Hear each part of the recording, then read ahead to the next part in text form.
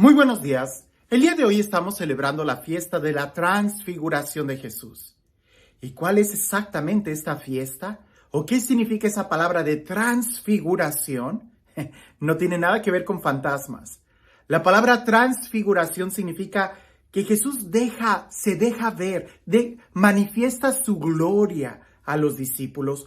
Un momento de esplendor en la vida de Jesús, donde los discípulos fueron capaces de reconocer que Él era humano y era también Dios mismo. Escuchemos el Evangelio y prestemos atención a los detalles. Te recuerdo que en los detalles es donde nosotros podemos encontrar de una manera muy fácil elementos en donde podamos aplicarlos a nuestro diario vivir. Dice así: En aquel tiempo Jesús se hizo acompañar de Pedro, Santiago y Juan, y subió a un monte para hacer oración.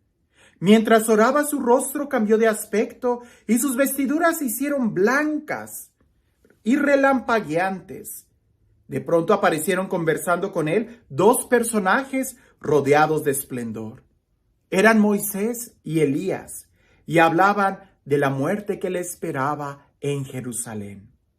Pedro y sus compañeros estaban rendidos de sueño, pero despertándose vieron la gloria de Jesús y de los que estaban con él. Cuando estos se retiraban, Pedro le dijo a Jesús: Maestro, sería bueno que nos quedáramos aquí y que hiciéramos 3 chozas, una para ti, una para Moisés y otra para Elías, sin saber lo que decía.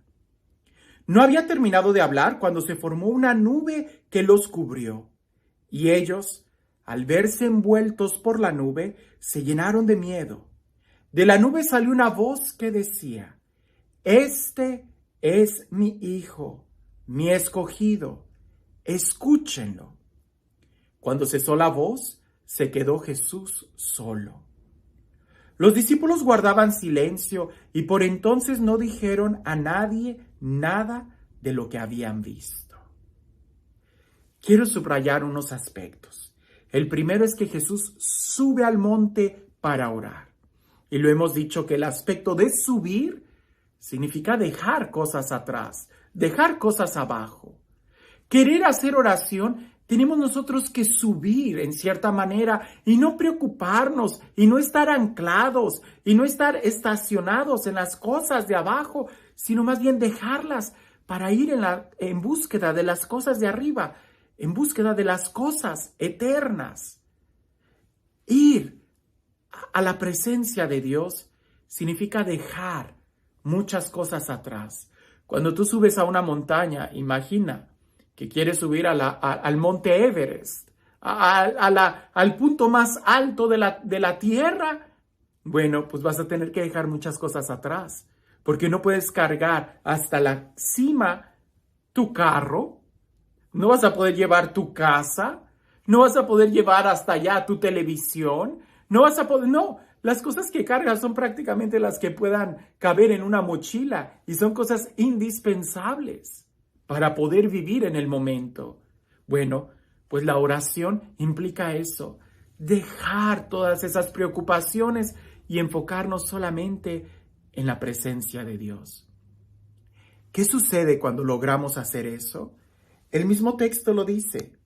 Mientras oraba, su rostro cambió de aspecto y sus vestidos. No quiere decir que nuestro rostro vaya a cambiar o que nuestras vestiduras vayan a brillar, no. Pero lo que sí quiere decir es de que algo sucede en la oración. Recuerdo al padre Pablo que decía que la oración no debiera de ser algo que se padezca, sino más bien algo que se disfrute. Si tú haces la oración cansado y te cansa orar y te preocupa orar y lo haces casi con mucha obligación, entonces no estás orando. Si tú celebras el oficio de la liturgia de las horas o, por ejemplo, vas a misa con toda esa pereza, todo ese cansancio, en realidad no estás orando. Tendríamos que ir con toda una disposición de tal manera que nosotros podamos descansar y disfrutar ese momento de la oración. Por ejemplo, hay muchas personas que cuando oran se enfocan mucho en sus problemas que terminan más cansados y más estresados que cuando empezaron a orar. Porque pareciese que en esa hora o en ese momento de oración se tienen que enfocar tanto en sus problemas como para tratar de convencer a Dios de que lo que ellos están pidiendo es necesario, que cuando terminan de orar, ellos están realmente preocupados y angustiados. En cambio, cuando nos acercamos a orar, no enfocándonos necesariamente en nuestros problemas, o más bien, no enfocándonos en nuestros problemas, sino en Dios, entonces nuestro rostro se va a relajar.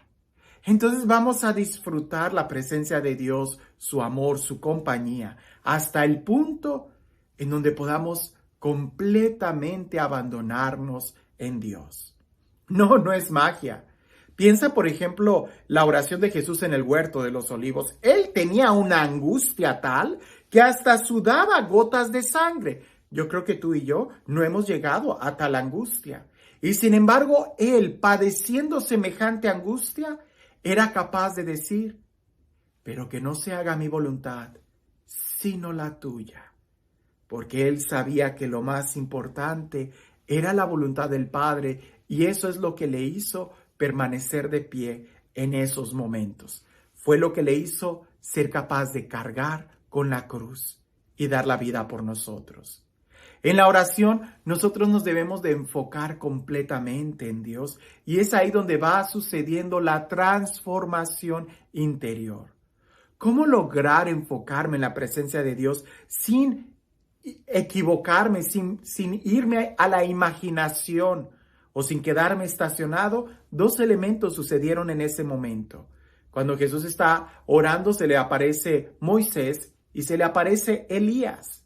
Dos aspectos que debiéramos de tener en nuestra oración. Moisés, la disciplina, la ley.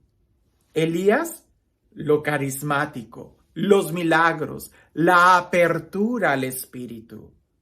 Ciertamente en nuestra oración tenemos que tener una disciplina, tenemos que tener un horario, tenemos realmente que preocuparnos por cumplir la ley de Dios.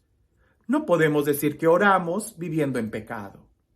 Pero la oración, para que sea realmente efectiva, tiene que estar abierta al Espíritu, a los milagros. Así es lo que representa Elías, todo ese aspecto carismático, a la apertura al Espíritu. Las dos cosas tienen que estar juntas, porque no puedo estar yo realmente abierto al Espíritu si no tengo la ley, si no vivo la ley. Y la ley de nada me va a servir y me va a aprovechar si no estoy abierto al Espíritu. Las dos cosas tienen que estar unidas, porque la ley sin la apertura al Espíritu simplemente me va a condenar, me va a aplastar. Pero el Espíritu sin la ley me va a conducir a la locura, no me va a llevar a la presencia de Dios. Las dos cosas son como esas alas que me van a ayudar a orar. Ahora, ¿qué es la oración? Sabemos que es importante la palabra, la ley, y sabemos que es importante estar abiertos al Espíritu, pero esto solamente sucede los 20, 30, una hora que yo le dedico a Dios en la oración al día. No. Recuerdo mucho al Padre Pablo que nos decía, la oración, para que sea realmente oración, tiene que irradiar a todo el día.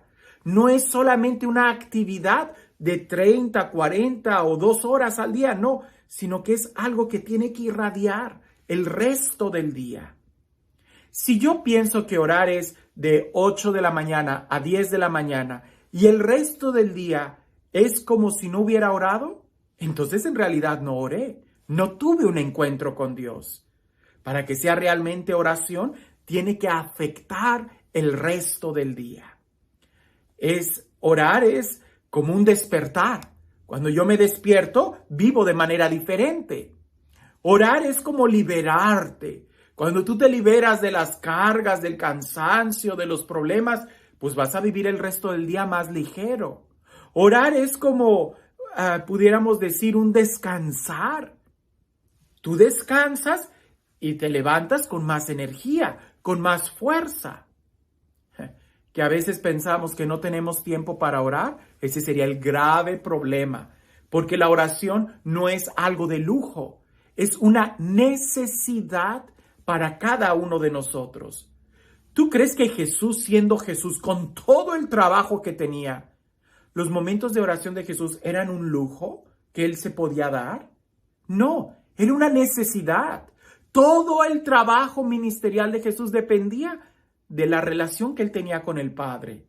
Mientras más trabajo tengamos nosotros, más debería de ser nuestra preocupación para crecer en el arte de la oración. Te pongo este ejemplo que hace tiempo lo di, pero creo que en este momento llega de una manera muy oportuna. Había un gobernador que había empezado muy bien su oficio, pero eventualmente se había vuelto tan rutinario que ya no estaba tomando las mejores decisiones. Entonces el obispo de la ciudad se acerca y platicando con el gobernador, el obispo le dice: Señor gobernador, usted lo que necesita es orar, dedicarle tiempos fuertes y profundos a la oración. El gobernador voltea a verlo y le dice: Señor obispo, yo no puedo orar, no tengo tiempo, ¿no ve cómo está tan ocupada mi agenda? A lo que el obispo le contesta con esta anécdota. Había un hombre en el bosque que estaba casi corriendo, caminando deprisa, pero por tener los ojos vendados se golpeaba en cada árbol. Alguien lo detuvo y le dijo: Oye, ¿no sería mejor que te quitaras la venda de los ojos y así pudieras caminar sabiendo qué rumbo lleva tu vida? Aquel hombre con la venda en los ojos le dijo: No, no tengo tiempo para detenerme a quitarme la venda de los ojos. Tengo que salir del bosque lo más pronto posible y no puedo darme el lujo de detenerme para quitarme la venda de los ojos. A veces nosotros así estamos, caminando muy deprisa y no nos damos cuenta que estamos dándonos de topes, que si nos detuviéramos para orar, al salir de la oración sabríamos muy bien qué camino tomar. La oración debe de irradiar toda nuestra vida, todo nuestro día. Ciertamente, tenemos que tener la disciplina de tener en el horario un momento específico para orar, pero ese momento debiera de ser tan fuerte que iluminara todo el resto del día. Jesús oró y se transfiguró mientras oraba. No mientras comía, no mientras iba de camino, no mientras ayudaba a los pobres, no mientras hacía un milagro, sino cuando oraba. Así también, hermanos, creo que si nosotros necesitamos ser transfigurados y poder ver con claridad el momento en el que estamos viviendo, deberíamos también de dedicarle un tiempo profundo a la oración y tratar de crecer efectivamente en esos momentos, buscando realmente la presencia de Dios y no enfocándonos en nuestros propios problemas. Y este Dios, el Dios del amor, el Dios de la vida, el Dios de la paz, el Dios que hace nuevas todas las cosas, sea Él quien el día de hoy te bendiga, en el nombre del Padre, del Hijo y del Espíritu Santo. Aunque te acabo de contar una historia, déjame contarte otra. Dicen por ahí que había un monje, que él estaba siempre en la capilla, sirviendo en el monasterio, haciendo todos sus deberes como de monje, hasta que llegó un día en donde él salió al jardín y escuchó el canto de un pájaro. Se detuvo a escuchar con atención ese canto, que le gustó tanto que se quedó ahí escuchándolo, hasta que el ave dejó de cantar y él entonces regresó a sus labores cotidianas. Cuando regresó, se dio cuenta que ya habían pasado muchos años y que él casi no reconocía a los hermanos y los hermanos casi no lo reconocían a él. Cuando nosotros oramos para que sea una verdadera oración, debiéramos de quedar absortos en la presencia de Dios, que el tiempo ya no se mide en minutos, sino que podemos contemplar el horizonte de la eternidad. ¿En qué momento vamos a ver el horizonte de la eternidad? Hasta el momento en que realmente nos podamos liberar de toda preocupación, incluso de la preocupación de los minutos.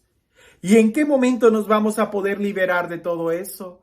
Cuando realmente nos desapeguemos de todas las cosas y podamos contemplar el único que vale la pena, Dios. La oración no es pérdida de tiempo, al contrario, es la mejor forma en donde nosotros podemos invertir el tiempo, porque nos va a ayudar a vivir en plenitud cada momento y además nos va a disponer a vivir con un propósito, descubriendo para qué estamos aquí.